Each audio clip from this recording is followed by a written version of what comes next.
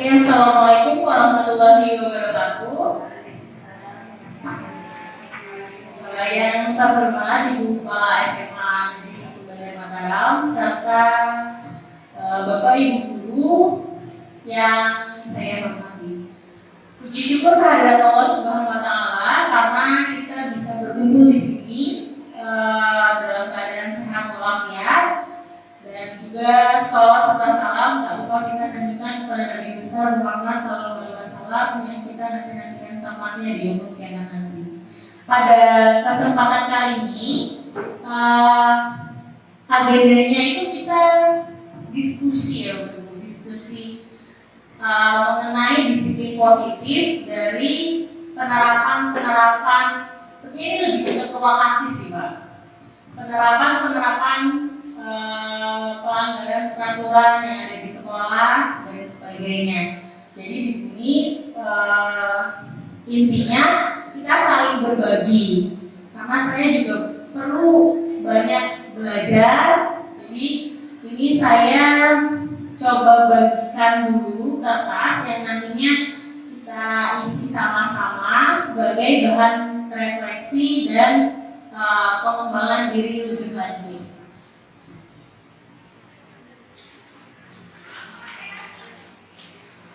Satu orang satu yang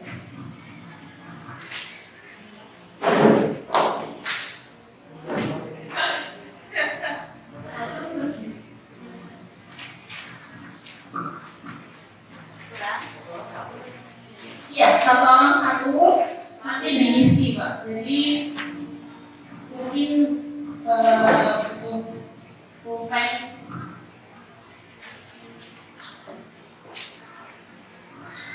Baik, sebelum kita mulai,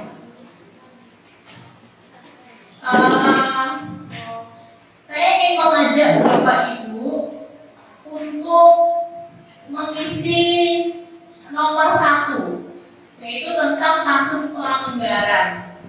Satu aja kasus pelanggaran yang dilakukan oleh siswa yang mungkin masih Bapak Ibu ingat. Bisa di kelas, bisa di sekolah, boleh. Nanti kita sama-sama berbagi. Jadi ada satu kasus pelanggaran.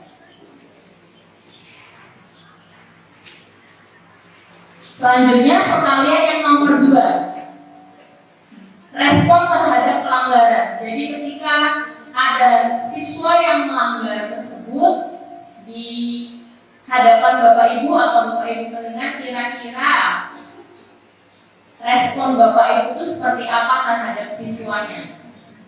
Jadi ada 2 yang diisi ya, kasus pelanggaran dan respon terhadap pelanggaran.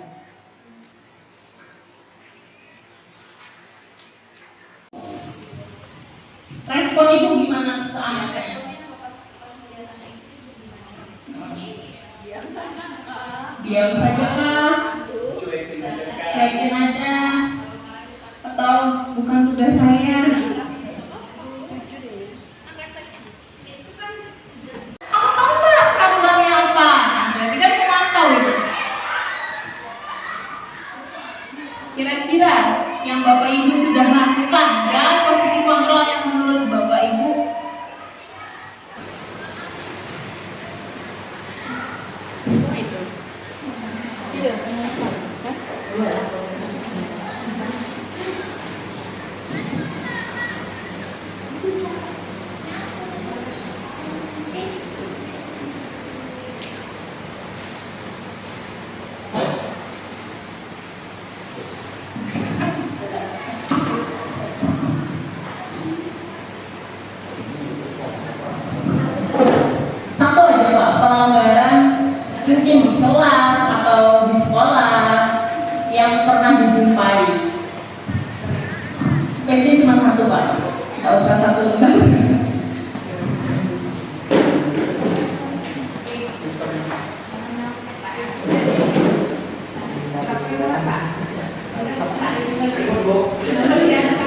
respon itu kayak misalnya pas Ibu misalnya Ibu di situ respon Ibu gimana ke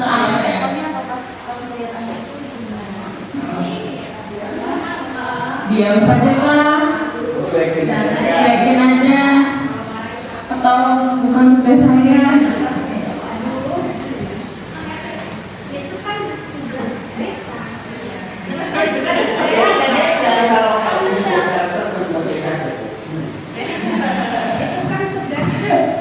Iya, makanya kan 16 itu cocok ini buat ini tim kesiswaan. Iya, tim kesiswaan wali kelas.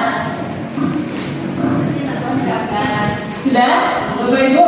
Nah, kasus-kasusnya nanti ada yang mau share mungkin. Kayaknya saya banyak baca itu sama satu Bapak Ibu ya. Satu hal kayaknya itu krusial sekali ya. Nah, nanti kasus yang Bapak Ibu tulis dan responnya kita coba cocokkan apakah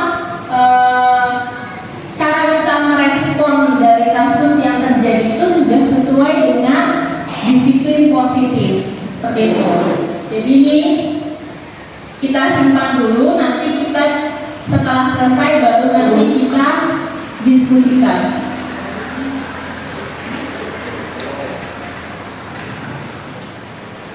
Jadi pada hari ini kita akan coba belajar bersama. Yang pertama itu tentang perubahan paradigma belajar.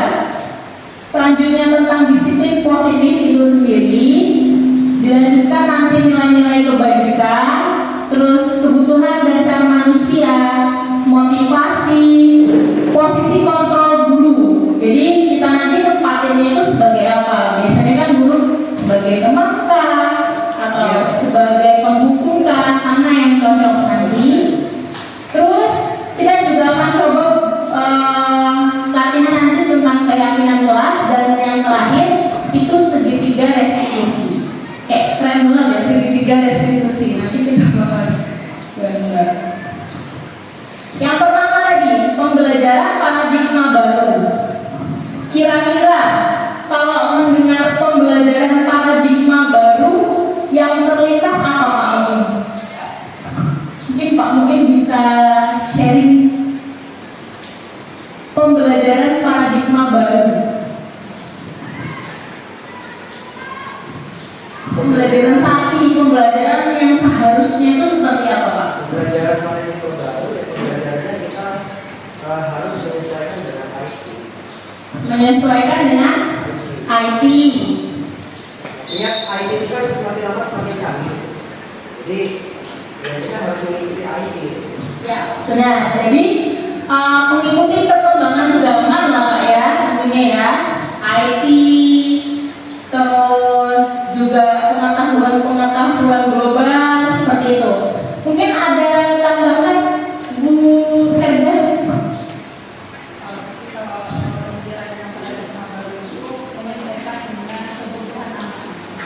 Ya, menyesuaikan dengan kebutuhan anak. Benar banget. Kayaknya udah masuk CGP gitu. Nah, ya.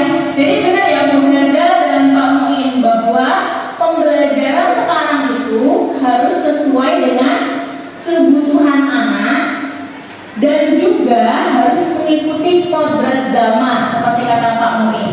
Kodrat alam dan kodrat zaman. Jadi misal anak-anak sekarang sudah IT-nya harus sudah jago dibandingkan dengan pas zaman kita dulu sekolah. Misalnya dulu kan sekolah laptop masih jarang, sekarang anak-anak sudah pakai laptop. Nah begitu pun juga gurunya berarti. Sekarang cari jawaban udah pakai ChatGPT, pakai Gemini ya, anak sudah pada tahu kan. Nah berarti gurunya juga harus mensiasati itu. Jadi pembelajaran kita harus sesuai dengan kebutuhan anak yang nantinya itu akan dihasilkan ke pembelajaran berdiferensiasi. Kemarin kita sudah belajar pembelajaran berdiferensiasi sehingga peserta didik belajar sesuai dengan kebutuhannya. Jadi kalau anak-anaknya belum bisa berhitung ya diselesaikan dulu berhitungnya seperti itu. Dan sesuai dengan perkembangan untuk mewujudkan profil pelajar Pancasila seperti tujuan pembelajaran saat ini.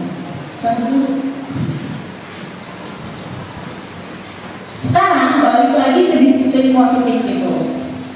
Kadang saya juga nyadar ya, kalau saya lagi piket anak terlambat itu rasanya gemes. Kita pengen anak itu nggak terlambat, tapi jatuhnya kita itu kontrol murid akhirnya. Kamu besok jangan terlambat lagi ya, saya nanti telepon orang tuamu. Pengalaman pribadi. Jadi anak itu tuh terpaksa, kita tuh maunya anak itu bagus, tapi seolah-olah kita mau anak itu bagus, tapi kita tuh terkesan jadinya mengontrol anak supaya bagus. Terus juga kita mengkritik, membuat rasa bersalah. Nanti kalau nah ini sering saya masih sering kayak, nanti kalau kamu nggak sekolah kasihan orang tuamu yang kerja, nah, ya kan? Biar anak itu mengikuti peraturan atau mau bersekolah karena rasa bersalahnya. Terus juga bahwa yang saya guru, jadi saya bisa ngatur murid-murid seperti itu. Jadi inilah miskonsepsi teori kontrol yang ya sebenarnya kita terapkan sehari-hari ya. Nah, jadi di sini kita harus ubah dari respon itu ke pendekatan teori kontrol, bahwa kita harus sadar kebutuhan anak-anak itu nggak sama. Kebutuhan anak-anak itu berbeda. Setiap orang itu butuhnya beda-beda. Terus juga semua orang di sini kita kadang semua orang melihat yang sama. Bisa semua harus rapi. Nah, bisa aja anak-anak itu melihat kerapian itu dengan yang penting rambutnya diminyain, padahal panjang gitu. Jadi gambarannya itu beda-beda tentang kerapian itu sendiri, tentang indah itu beda-beda. Jadi kita harus menghormati itu. Terus kita mencoba mengubah orang agar berpandangan yang sama. Nah, di sini kita harus ubah bahwa daripada mengubah orang lain, kita harus juga coba memahami pandangan orang lain itu. Pandangan anak itu seperti apa sih? Gitu. Perilaku buruk dilihat sebagai suatu alasan, suatu kesalahan. Jadi misal anak telat, ya itu salah. Padahal sebenarnya semua perilaku itu ada tujuannya. Kenapa sih anak itu telat? Jadi itu yang kurang, saya sendiri itu kurang sadar. Terus orang lain bisa mengontrol saya. Jadi kita itu seringkali misalnya anak itu rajin, anak itu nurut, ya karena kita yang ngomongin. Padahal enggak. Itu kita sendiri, anak-anak sendiri yang memperbolehkan kita mengontrol mereka. Kalau dia nggak memperbolehkan, ya dia tetap aja tidak menaati peraturan. Gitu. Jadi bukan kita yang mengontrol anak-anak, kita sendiri yang mengontrol diri kita sendiri. Nah ini yang harus sama-sama saya juga lagi belajar ini. Terus juga guru kita sebagai guru, kita tuh tidak bisa mengontrol orang lain. Kembali lagi ya, karena sebenarnya ya kita mau dikontrol atau enggak itu pilihan kita sendiri loh. Kita mau nurut atau enggak itu pilihan kita sendiri. Pemaksaan itu jadinya kayak hukuman ada kalau mereka nggak bisa diomongin. Harusnya di sini pembelajarannya menjadi kolaborasi, menciptakan pilihan-pilihan baru. Jadi di sini daripada kita menghukum, nanti kita berkolaborasi dengan siswa untuk memperbaiki kesalahan bersama-sama. Di sini model berpikir menang dan kalah. Pokoknya kalau saya menang, kamu kalah. Padahal kita bisa menang bareng-bareng. Sekarang juga nggak ada juara kan sistemnya ya. Jadi kita bisa kok nilai sama itu bisa juara bareng-bareng, bisa lulus bareng-bareng. Selanjutnya, nah sekarang ada kata disiplin yang muncul di benak Bapak Ibu tentang disiplin itu apa? Boleh dengan kata disiplin, anak disiplin. Kira-kira itu tentang apa?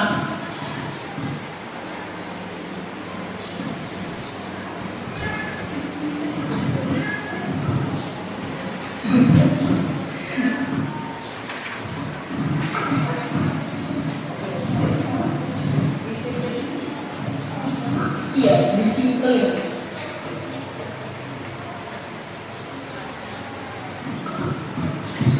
Sudah Bu Putri, mungkin Bu Putri bisa sharing jawabannya. Kalau diberi pertanyaan tentang apa itu disiplin, menurut saya pribadi, disiplin itu berkaitan dengan waktu dan juga berkaitan dengan keteraturan. Seperti itu. Ya, jadi menurut Bu Putri disiplin itu tentang waktu dan teratur ya Bu. Jadi kalau teratur itu disiplin. Mungkin Bapak Ibu yang lain yang sudah Pak Ketum? Disiplin menurut saya itu dapat mampu dalam memakai semua aturan baik waktu terus peraturan lain. Ya, jadi kalau Pak Ketum ya memaparkan bahwa disiplin itu bisa mematuhi aturan yang berlaku. Mungkin sebagian dari kita harus kayak gitu ya. Siswa intinya mematuhi peraturan itu disiplin. Padahal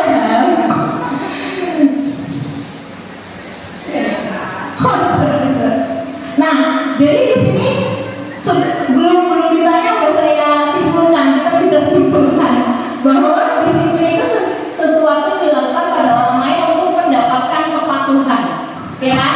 Keperaturan. Padahal kalau kita lihat disiplin itu berasal dari disiplina, artinya belajar, bukan patuh. Jadi di sini disiplin itu belajar untuk menggali potensinya menuju sebuah tujuan yang mereka hargai. Kalau misalnya mereka mau pinter, ya mereka disiplin dengan untuk belajar. Jadi mereka itu menggali potensinya menuju sebuah tujuan biar mereka pinter. Kalau misal mereka mau sekolah hadir tepat waktu, ya itu proses mereka belajar supaya mereka bisa ke sekolah belajar dengan baik, tidak ketinggalan. Bukan tentang mematuhi peraturan. Ya Bapak Ibu, ini juga agak mind blowing pas saya belajar itu tentang disiplin. Lanjut lagi, jadi tadi disiplin positif. Tadi disiplin kan belajar ya artinya ya. Jadi di sini penerapan disiplin yang menumbuhkan kesadaran. Jadi penerapan belajar kita menumbuhkan kesadaran untuk melakukan sesuatu tanpa ancaman, paksaan, dan hukuman. Nah ini berarti kaitannya nanti kita pelajari tentang motivasi. Jadi anak tuh harus dari dalam diri. Tugas kita itu bukan kayak anak biar patuh lurus, tapi gimana cara dia membangun motivasi dari dirinya supaya nanti kalau pas lulus di kerjaan dia juga udah jadi manusia yang seutuhnya. Karena tugas kita di paradigma baru, guru itu menuntun. Ya, jadi tugas kita selain dari mapel ngajar fisika itu juga supaya anak-anak mempunyai disiplin diri. Jadi dia bisa hidup dengan nilai-nilai kebajikan universal, kebaikan universal umum, berarti kebaikan yang dimiliki umum, serta motivasi intrinsik sih yang perlu, motivasi dari dalam diri. Bahwa kok misalnya mau berangkat jam 7 sampai sekolah, ya itu karena dia termotivasi untuk masuk ke sekolah, bukan karena telat nanti kelas disuruh nyari sampah atau yang lain seperti itu ya. Nah ini berat sebenarnya banget ya untuk menumbuhkan motivasi. Nah tadi kita bahas nilai-nilai kebajikan. Kan tadi disiplin positif itu untuk supaya anak-anak itu bisa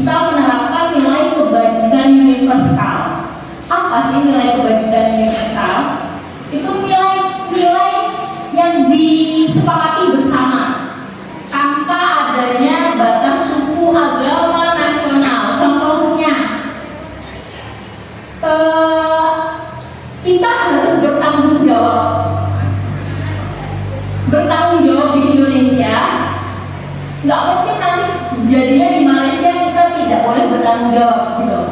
Jadi itu disepakati bahwa tanggung jawab itu nilai kebajikan yang semuanya itu setuju bahwa setiap orang itu harus punya nilai tanggung jawab.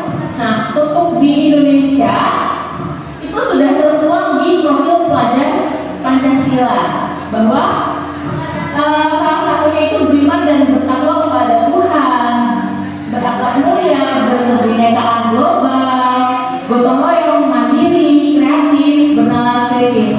Tapi juga bisa di life skill misalnya, dia dapat dipercaya, dia tidak merendahkan orang lain dan menghormati, menghargai, memiliki toleransi yang tinggi. Nah, nilai-nilai kebajikan inilah yang harus diterapkan supaya murid kita sama dan kita sendiri juga sama-sama memiliki nilai kebajikan universal yang sama nantinya. Sekarang sebelum nanti kita melanjut ke disiplin positif, kita harus tahu dulu kebutuhan dasar manusia. Biasanya kalau orang itu kebutuhan dasarnya tidak tercukupi, itulah yang membuat mereka melakukan hal-hal yang melanggar nilai kebajikan. Di sini kebutuhan dasar itu segala sesuatu yang kita lakukan untuk mendapatkan apa yang kita inginkan. Jadi kalau kebutuhan dasarnya sudah terpenuhi dengan baik, insya Allah manusianya juga baik. Apa aja sih? Di sini dijelaskan 5 kebutuhan dasar. Yang pertama itu bertahan hidup. Contohnya makannya udah cukup, makan, minum, pakaian, tempat tinggal, keamanan, kesehatan. Ini harus sudah terpenuhi di anak didik dan juga kita sendiri. Biasanya kalau misalnya makanan yang nggak bertahan hidupnya, duitnya kurang, kan gurunya juga uring-uringan ya. Nah, jadi atau misalnya anaknya belum sarapan, jadinya bawaannya kan males, letih, lesu. Berarti kebutuhan bertahan hidup anak itu belum terpenuhi. Selanjutnya kasih sayang dan rasa diterima. Ini kayaknya banyak yang terjadi di banyak sekolah sih, tidak hanya di sini. Karena orang tuanya banyak yang kerja kan biasanya.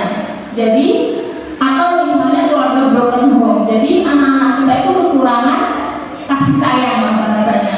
Jadi rasa kasih sayang dan rasa diterimanya itu masih belum terpenuhi. Nah, nanti akibatnya apa? Biasanya mereka cari perhatian. Selanjutnya penguasaan, harga diri, keinginan untuk dianggap, hebat-hebatan, berantem, karena dia itu dianggap penguasaan, dia mau memimpin, dia mau berprestasi. Contohnya misalnya anak yang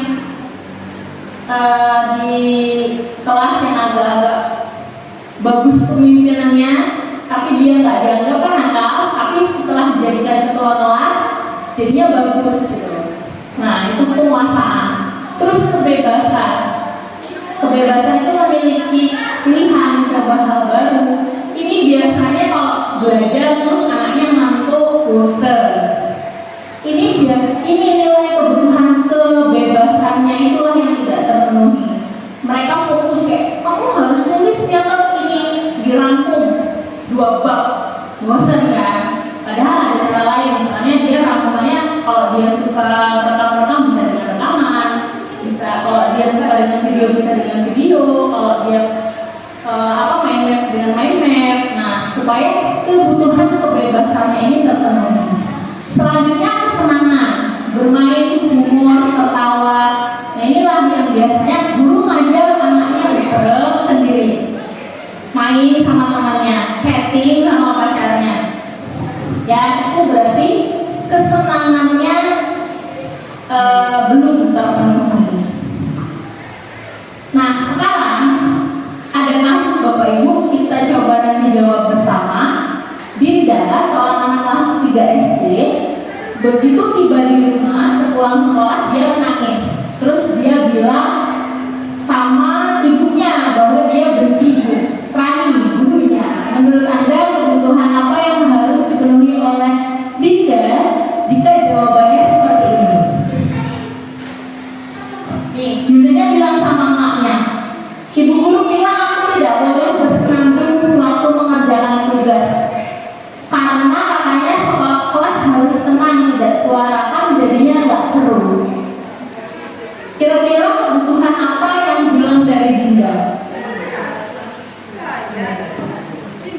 kebebasan atau Kasih sayang.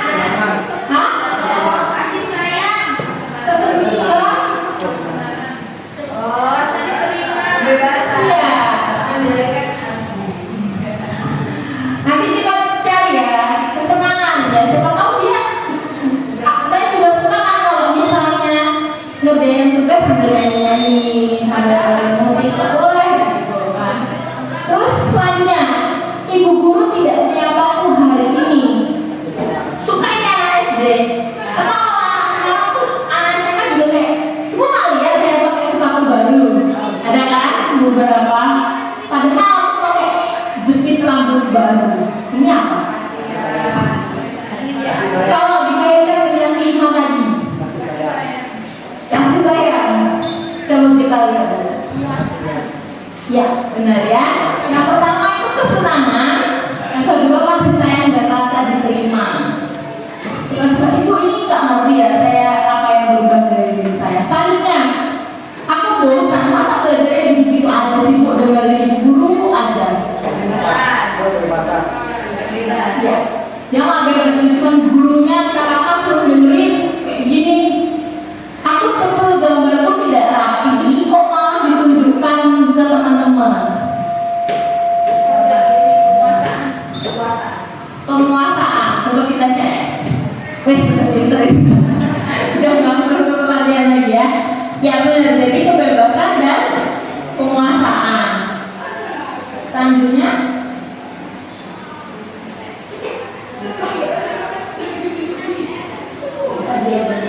Nah, jadi kita udah tahu nih kebutuhan apa aja. Jadi ketika misalnya nanti siswa itu melakukan pelanggaran, tentu kira-kira ini anak kenapa ya? Kebutuhan apa dari anak ini yang belum terpenuhi? Sehingga nanti kalau kita nyebutnya bukan konsekuensi, restitusi yang kita akan lakukan itu berdasarkan itu nanti.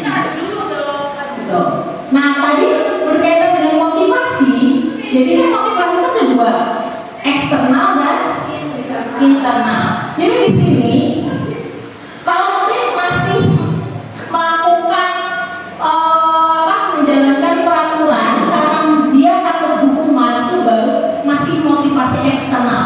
Jadi nanti kalau tidak ada hukuman, ya dia akan tetap melanggar gitu. Misal nggak boleh jajan di depan, dihukum balik. Tapi nanti kalau tak ada gurunya yang ngasih, kan tetap jajan di depan.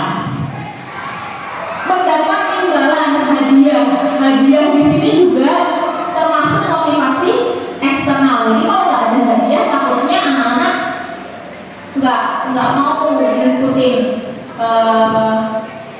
keyakinan yang sudah kita sepakati.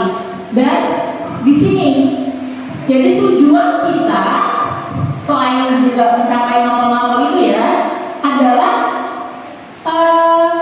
menciptakan supaya anak itu punya motivasi internal dari dalam dirinya. Ini apa sih? Karena dia menghargai dirinya sendiri. Jadi dia datang ke kampus, dia mengerjakan tugas itu untuk menghargai dirinya sendiri. Jadi dari dalam dirinya. Nah, di sini kita kan suka ngasih penghargaan, tapi ternyata penghargaan itu juga bisa membuat problem tersendiri. Nah, serta-merta, oh anak dikasih uang 5.000, jadi senang, jadi semangat. Tapi ternyata hukuman itu sama, penghargaan itu sama dengan hukuman. Jadi penghargaan itu tuh juga punya efek negatif. Yang misalnya hukum, kalau misalnya dia dikasih penghargaan, jatuhnya ketika dia melakukan sesuatu harus dikasih terus. Salah satunya seperti itu. Atau dia jadi membandingkan, Bu, saya kemarin dikasih ibu 5.000, Pak dia hadiahnya 10.000. Jadi penghargaan itu menimbulkan rasa iri, pasti. Ya.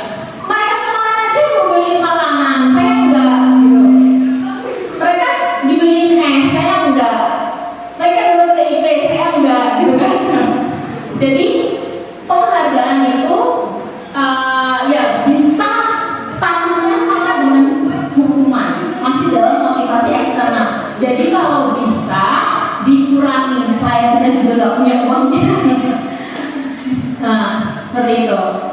Nah ini pengaruhnya jangka pendek, jangka panjang. Penghargaan juga mengurangi ketepatan, mengurangi motivasi intrinsik. Kalau ada hadiahnya, walaupun misalnya saya pertamanya berangkat jam 7, akhirnya nanti saya itu datang jam 7 misalnya untuk hari Selasa biar dapat makanan gratis, gitu kan? Di dalam kelas ada pelajaran, lalu respon saya terhadap pelanggaran tersebut adalah pertama menegur, yang kedua mengingatkan konsekuensi berdasarkan kesepakatan kelas yang telah kami buat bersama.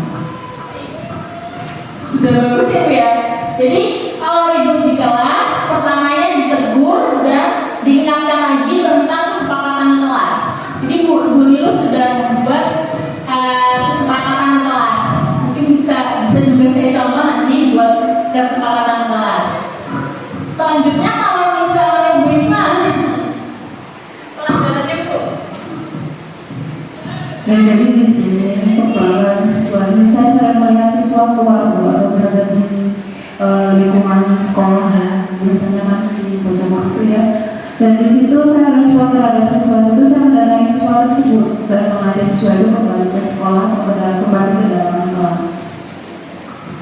Baik, dua kasus ya, ribut di kelas dan suka keluar kelas. Jadi alhamdulillahnya sama-sama di sini nggak yang langsung hukum ya. Suatu bagus itu poin positif. Jadi anaknya diajak ke sekolah untuk belajar. Jadi sudah alhamdulillah sekali anak-anak nggak dihukum. Misal contohnya dia telat suruh lari lapangan, gitu, nggak sesuai. Dia telat, tapi di hukumannya lari, gitu kan. Nah ini juga kita bahas. Tapi di sini bapak ibunya ternyata sudah menerapkan suatu respon yang bagus. Kalau misalnya siswa yang melanggar ini harusnya saya nggak usah belajar lagi. Tapi kalau kita cermati ya, jadi di sini ketika anak itu melanggar ada tiga respon yang seringkali dilakukan. Yang pertama itu dihukum. Kita masih bisa lihat lah, maksudnya kalau misalnya anak-anak itu melanggar, nanti mereka dapat hukuman. Untungnya sekolah ini bapak ibu gurunya sudah tidak menerapkan hukuman ya. Jadi apa sih hukuman itu? Hukuman itu yang harus banget kita hindari ketika anak itu melanggar peraturan. Jadi di sini hukuman itu tidak terencana. Jadi mereka telat, kira-kira disuruh apa ya? Saya disuruh ambil sampah. Nah, atau besoknya disuruh nyuci WC, atau besoknya disuruh lari lapangan, suka-suka gurunya. Nah itu tuh termasuk hukuman. Jadi hukuman itu murid tidak tahu apa yang terjadi. Ya udah, yang penting kamu telat, kamu ambil sampah. Dia nggak tahu makna dari apa sih yang dia sebenarnya tidak lakukan sehingga dia suruh mengambil sampah. Nggak nyambung gitu loh. Dan itu juga biasanya bersifat satu arah dari kita, suka-suka gurunya. Misalnya anaknya kalau DPR udah kamu depan, jadi anak itu nggak tahu hukumannya apa, gitu ya. Nah, dan ini yang kita hindari. Terus juga berupa hukuman fisik. Ini saya juga sebagai tim PT PPK menghimbau untuk menghindari hukuman fisik. Misalnya dia telat, terus kita suruh lari lapangan 10 kali, itu pingsan lah itu. Atau yang di sini nggak, ya untungnya nggak ada sih seperti itu. Tapi ditemukan di sekolah-sekolah lain mungkin yang misalnya udah kayak mukul atau apa gitu. Jadi kita sangat hindari itu yang hukuman bersifat satu arah yang ya saat itu ya kita mikirnya apa ya mereka nih. Selain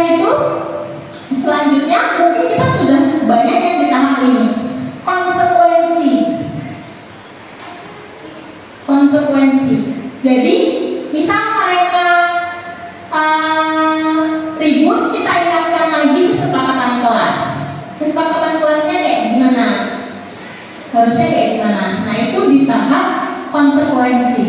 Tapi tetap murid yang tadi ribut, padahal kan sebenarnya dia bosan atau apa, ya kamu harus diam. Jadi dia itu jatuhnya tidak nyaman, terpaksa dia untuk ya udah. Terus tadi ada kesepakatan peraturan jadi terpaksa.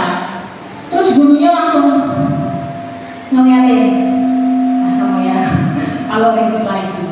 Nah itu masih di tahap konsekuensi. Jadi ini mungkin abis ini kita sama-sama belajar. Saya juga masih belajar ini untuk sebenarnya kita harus menerapkan restitusi. Jadi di sini mungkin ini juga kata baru sih bagi saya juga kayak restitusi itu apa. Jadi di sini proses menciptakan kondisi bagi murid untuk memperbaiki kesalahannya, tapi juga kita kolaborasi untuk mengajarkan murid mencari solusi sendiri. Jadi nanti solusinya itu bukan dari gurunya, tapi dari muridnya. Ya tetap kita pandu kalau muridnya belum tahu. Jadi misal muridnya nyolek-nyolek, kita nggak langsung kayak ini nyolek-nyolek ini kata aku ganti. Itu kan masih dalam tahap konsekuensi. Tapi kalau di restitusi kita mengajak agar solusi itu tercetus dari muridnya sendiri, sehingga nantinya diharapkan muridnya juga bisa lebih baik lagi dari solusi yang dia tawarkan. Selanjutnya.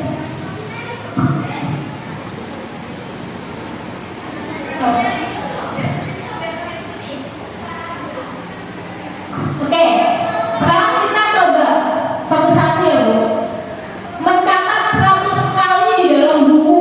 Saya tidak akan terlambat lagi karena terlambat ke sekolah. Menurut Ibu itu hukum, Bapak Ibu itu hukuman atau konsekuensi? Menurut dia. Nomor 1, ada 7.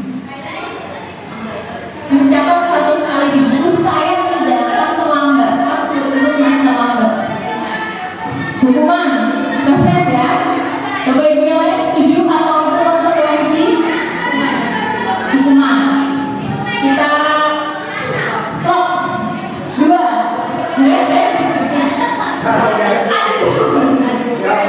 Dua. Lari mengelilingi lapangan basket 2 kali karena terlambat hadir. Hukuman. Apa ya Pak jawabannya? 3. Murid diminta untuk push up 15 kali karena tidak menggunakan masker di sekolah. Hukuman. Menggantikan kertas tugas teman yang telah dicoret-coret. Konsekuensi. Membersihkan tumpahan air. Konsekuensi. Meminta murid tidak mengenakan sepatu seharian di sekolah karena tidak mengenakan sepatu hitam. Hukuman atau konsekuensi?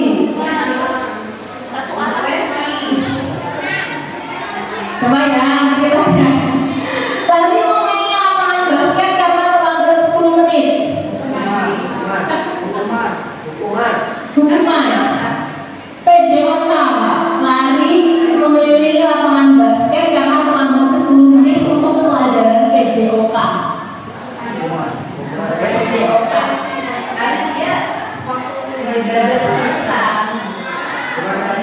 Coba kita cek.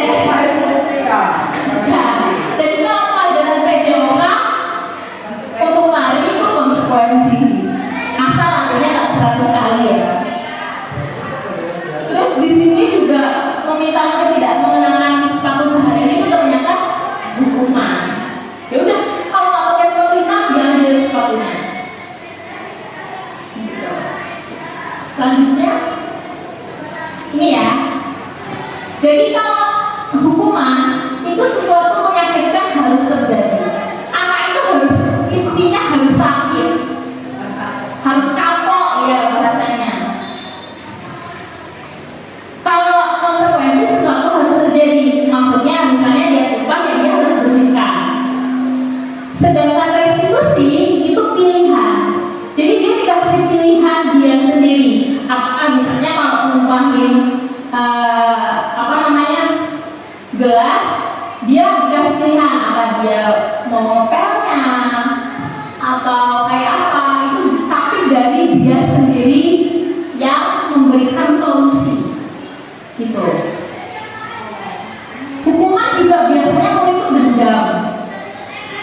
dendam berkepanjangan. Nggak mau saya kalau sama ibu itu.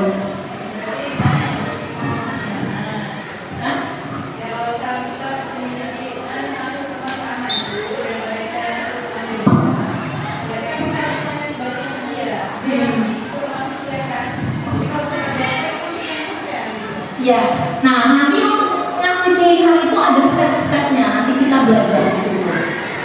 Terus kalau konsekuensi tidak nyaman dia berpikir lagi jangka pendek, dia nggak bidang sama gurunya. Kalau restitusi itu menguatkan murid jangka panjang, karena dia sadar, oh saya salah, kalau ngumpulin ya saya harus bersihin. Jadi digunakan itu jangka panjang. Korban mendapat keadilan, korban bisa diabaikan, korban mendapat ganti. Ini kalau misalnya dia berkelahi, misalnya gitu, dihukum, oh yang satu ini malah dapat keadilan. Kalau konsekuensi biasanya korbannya itu nggak terasa gitu, yang dia dapatkan, tapi kalau direstitusi itu korban mendapat ganti. Murid anak akan tersakiti dibuat tidak nyaman, tapi kalau direstitusi itu mendapatkan penguatan. Selanjutnya, boleh kamu aja. Nah, jadi di sini ada 5 posisi kontrol guru. Kalau yang guru ngasih hukuman satu arah, berarti guru itu posisi kontrolnya sebagai penghukum. Ada juga yang membuat rasa bersalah. Misalnya, ayo nak belajar. Ini orang kamu kerja loh di rumah, itu sering. Saya sendiri sering. Jadi itu posisi kontrolnya, dia orang rasa bersalah sehingga dia belajar. Terus sebagai teman, ayo bestie sis, ayo belajar lah, yuk. Itu berarti posisi kontrolnya sebagai teman. Atau pemantau itu dia mengingatkan. Jadi konsekuensinya apa? Konsekuensinya apa? Itu sebagai pemantau. Dan di sini ada sebagai manajer. Manajer itu yang bisa menerapkan akhirnya motivasi intrinsik anak. Dia sebagai manajer itu memfasilitasi anak untuk lebih baik. Itu posisi sebagai manajer. Untuk lebih jelasnya bisa kita lihat lagi di sini. Nih, kalau menghukum kamu ya, gitu ya. Membuat rasa bersalah biasanya sama tadi yang sudah dijelaskan. Sang ibu kecewa loh kalau kamu itu nakal, gitu. Biar dia kecewa. Terus kalau teman kan ayolah belajar itu sebagai teman. Pemantau itu yang tadi dia nyebutin aja apa peraturannya. Sedangkan kalau misalnya manajer, apa yang bisa kita perbaiki dari masalah ini? Terus apa yang bisa kamu lakukan untuk memperbaiki masalah ini? Gitu. Jadi lebih ke memfasilitasi anak untuk memahami sendiri. Itu posisi sebagai manajer. Ini terlalu gede ya. Hasilnya kalau hukum kan anak memberontak ya, berbohong atau berbohong. Ini suka banget. Enggak bu, saya nggak kesana. Kenapa aku berhukum? Kalau teman biasanya jadi nggak tahu batas, ya kan? Ketergantungan. Nah, kalau pemantau biasanya dia menyesuaikan diri. Dia juga akhirnya berbohong sih. Kalau diawasi, dia rajin. Kalau nggak diawasi, males. Nah, itu sebagai pemantau. Sedangkan kalau manajer ya dia sudah menguatkan pribadinya, gitu. Dan ini posisi ini nggak misalnya satu orang itu cuma satu penghukum, nggak. Biasanya tuh bareng-bareng gitu loh. Jadi sebagai penghukum bisa juga membuat rasa bersalah tanpa kita sadari. Dalam satu waktu ada pelanggaran siswa, kita tuh ternyata kayak penghukum, membuat rasa bersalah, juga pemantau misalnya 3. Tapi sebenarnya dari ketika 5 ini dijabarkan, hal yang menurut Bapak Ibu paling pas itu yang mana?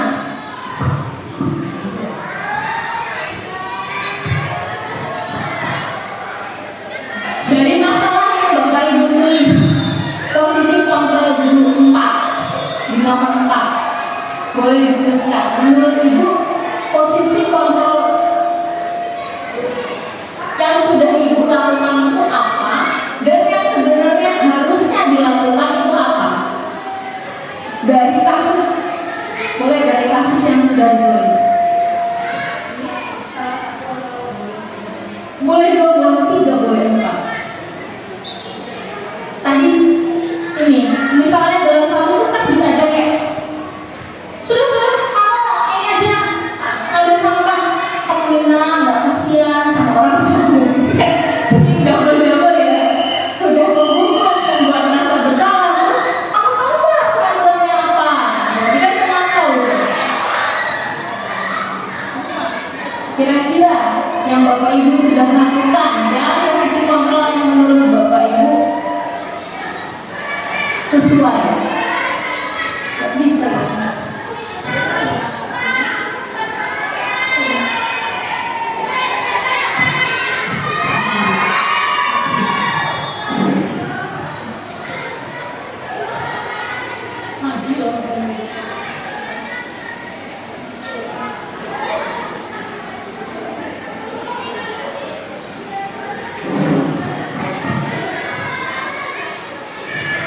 Jadi ini kita juga bisa lihat dari muridnya. Suka ngedumel sama temannya sih. Kalau sih kita penghukum, biarin aja. Nanti juga marah-marah lagi gitu. Udah biarin aja, nggak usah dengar pakai bahasa apa. Ya, kalau membuat orang besar, kalau misalnya Bu, udah tapi maaf aja.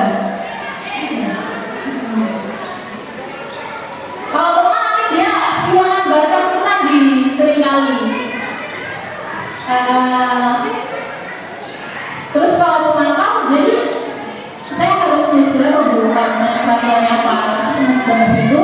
Tapi kalau misalnya posisi sebagai manajer, harusnya boleh bilang. Jadi saya harus apa bentuknya memperbaiki masalah ini. Itu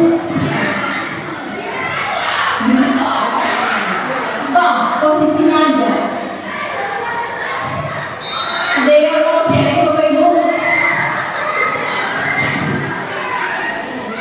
Yang terlambat Bu, dia mungkin dari refleksi Ibu kira-kira Ibu seringnya di posisi apa?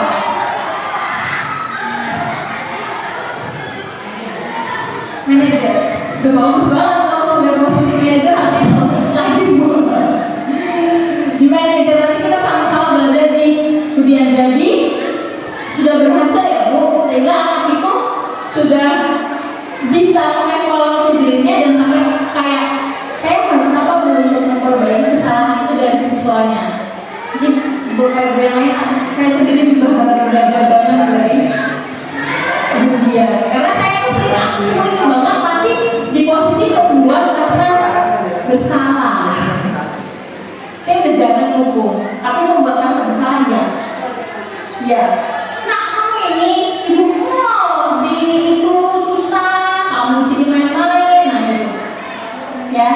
Tapi benar ya, menjadi PR bersama teman saya sendiri itu supaya kita bisa posisi kontrol itu sebagai manajer. Yang lain nggak salah, tapi yang paling tepat itu sebagai manajer.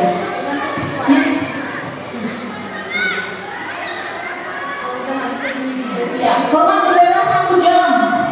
Itu kan dari penghukum. Berapa kali Bapak harus beritahu? Kamu mengecewakan Bapak nih. Membuat rasa bersalah. Ayo dong, ayo, ini teman juga sini. Ayo dengerin gitu.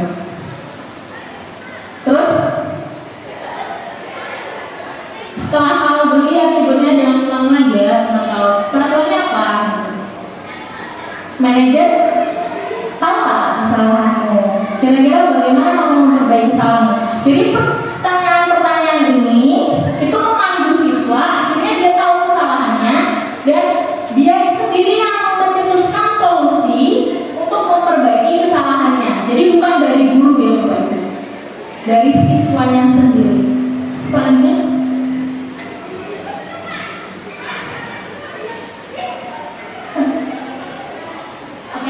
Nah, sekarang tadi Bu Nilu, di kelasnya Bu Nilu itu sudah buat kesepakatan kelas di awal biasanya. Jadi di sini nanti kesepakatan kelas itu peraturan-peraturan itu bisa dibuat lebih general lagi, yaitu keyakinan kelas. Keyakinan kelas dari keyakinan universal ini didapat dari mana? Dari peraturan kelas, dari kesepakatan kelas itu tadi. Misal, ya nanti apa sih tersendiri banyak. Nah, jadi keyakinan kelas ini nanti Bapak Ibu wali kelas mungkin bisa di kelasnya nanti sama-sama berdiskusi. Ini tugasnya wali kelas atau mungkin di pelajaran Bapak Ibu untuk membentuk keyakinan kelas. Di sini keyakinan kelasnya itu dari murid yang kita sepakati bersama, dari guru dan murid. Jadi nggak tiba-tiba ini kesepakatan kelasnya kalian harus lakukan gitu. Jadi murid itu harus ikut terlibat aktif. Keyakinan kelas berupa pernyataan universal yang mudah diingat. Next.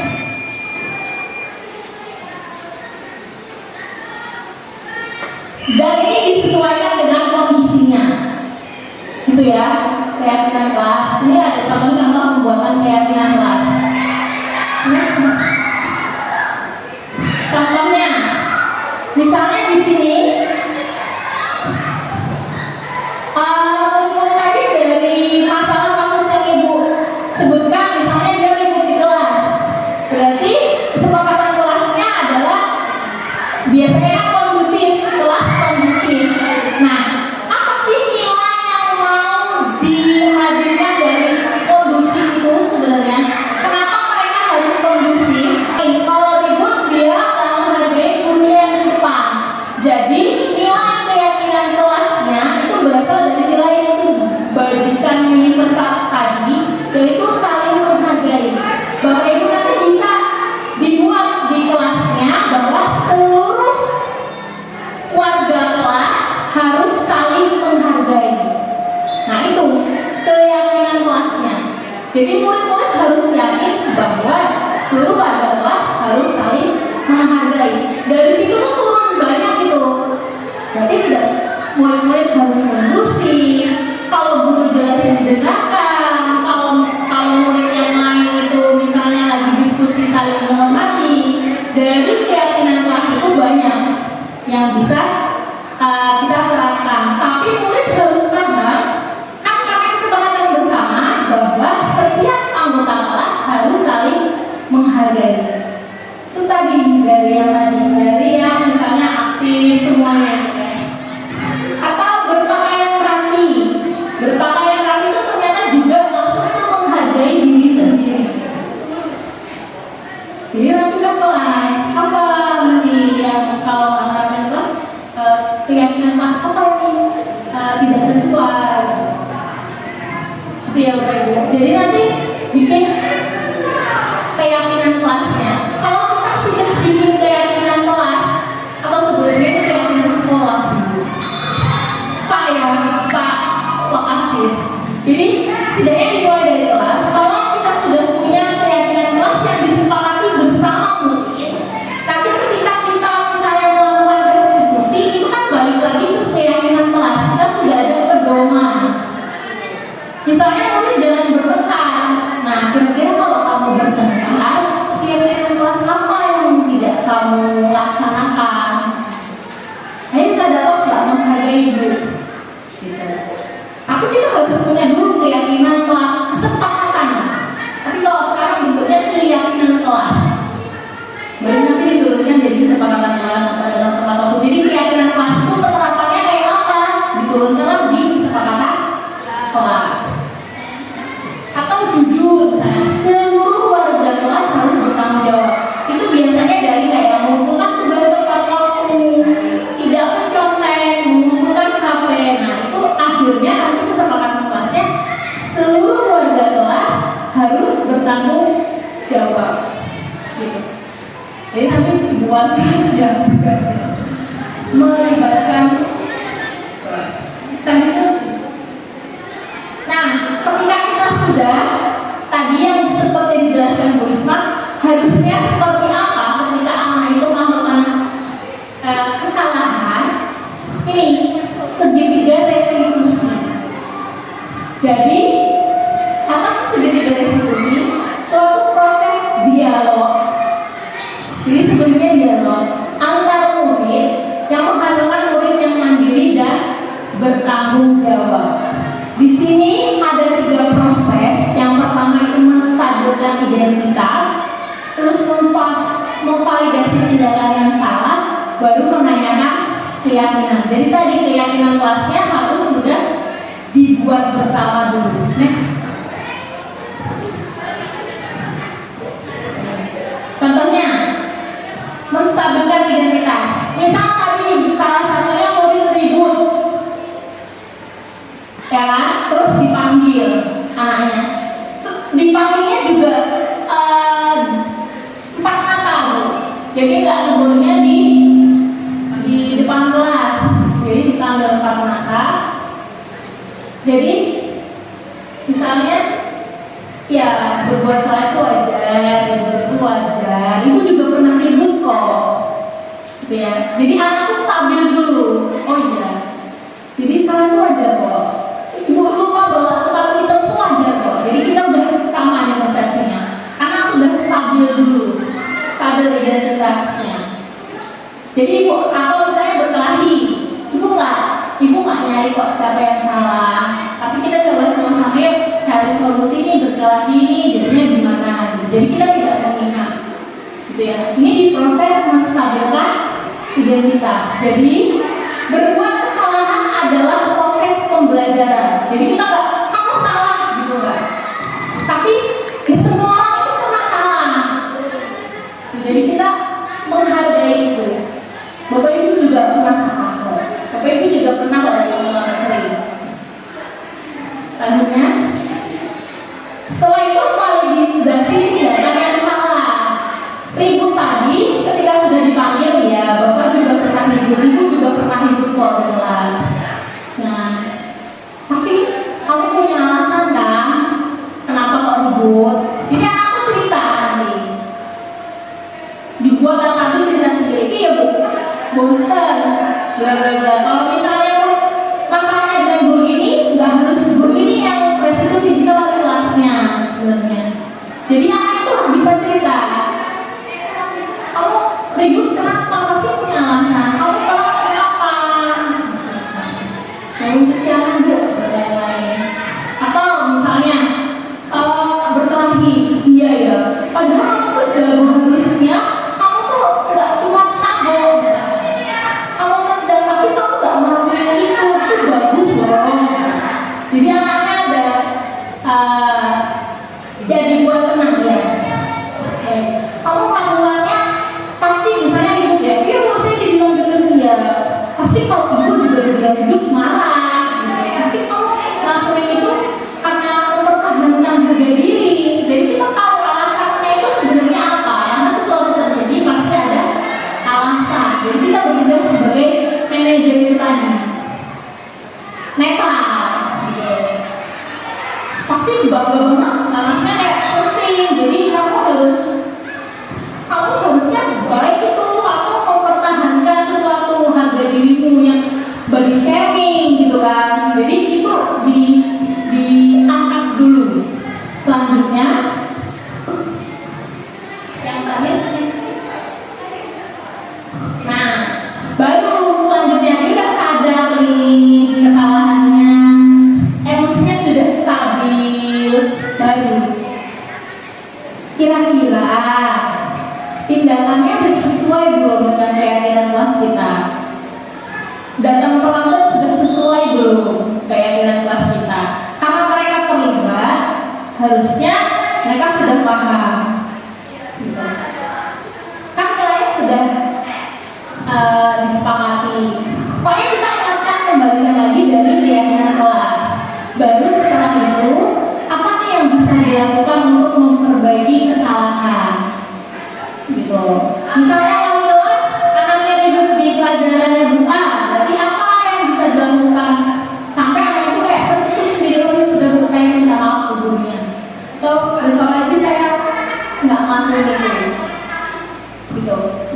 didokumentasikan biasanya ya. Ya, jadi gitu ada 3 proses tadi Bapak Ibu. Jadi kesepakatannya itu nggak kayak, yaudah Bu nanti saya cuci WC gitu enggak. Ya dulu saya minta maaf. Berarti anak sadar bahwa dia telah melakukan kesalahan. Tiap-tiap kesalahan kan sedang dilanggar, dia belajar sendiri untuk mandiri dan bertanggung jawab atas kesalahannya. Selanjutnya, nah ini sebenarnya saya udah melakukan praktek.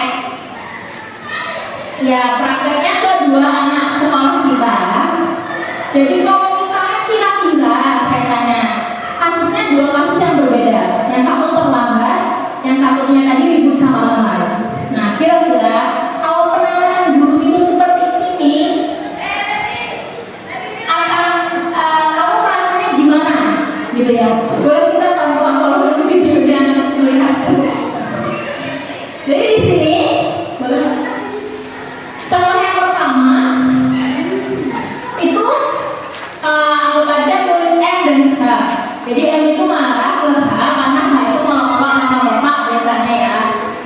Nah, jadi di sini bisa diputar videonya nggak ya? Ini kira-kira percakapannya. Ya, videonya ada di sini.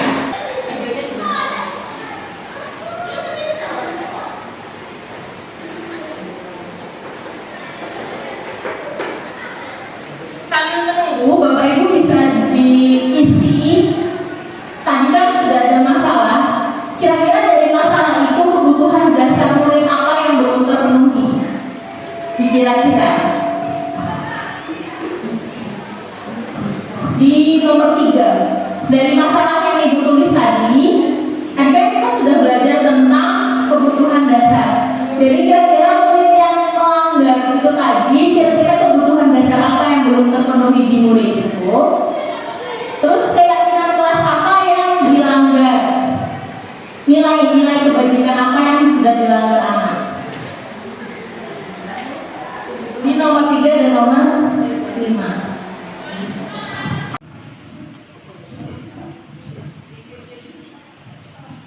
Iya, disiplin.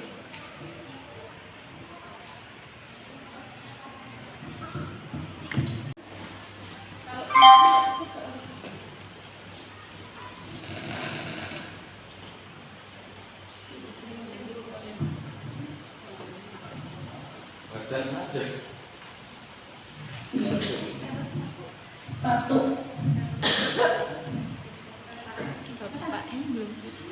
Pak Rizky belum.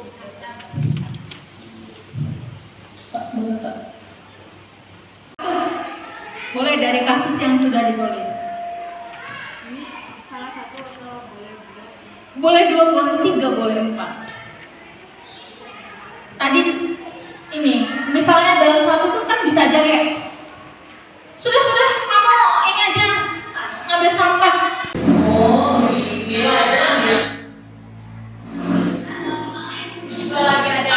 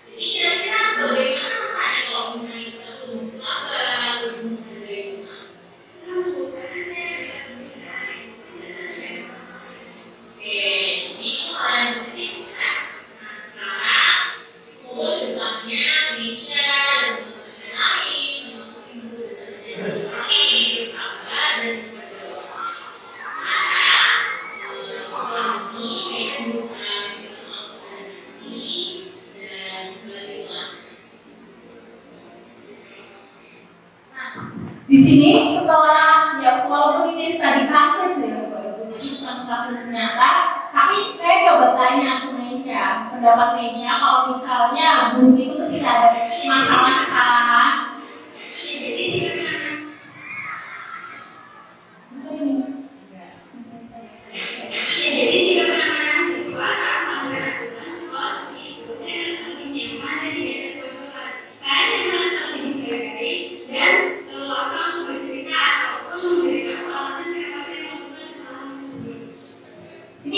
ini nggak diteks ya Bapak Ibu, jadi mereka benar-benar dari tanggapan mereka sendiri. Jadi ada dua sebenarnya dari Lucy, namun sepertinya waktu ini sudah tidak memungkinkan.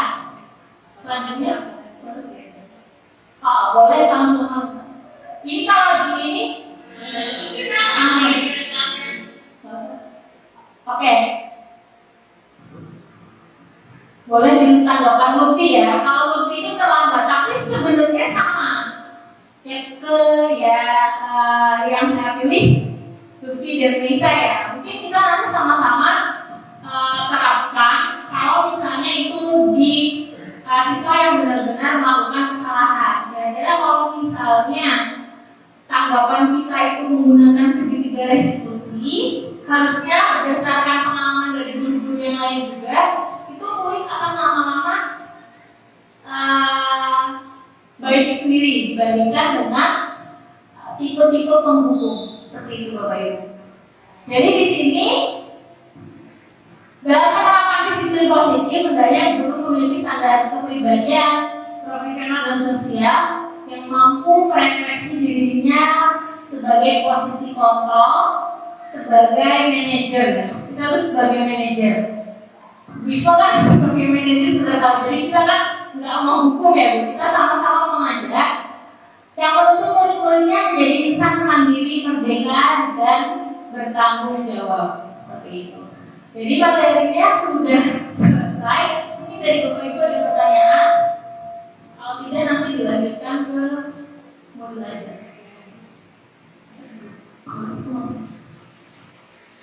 Ada pertanyaan?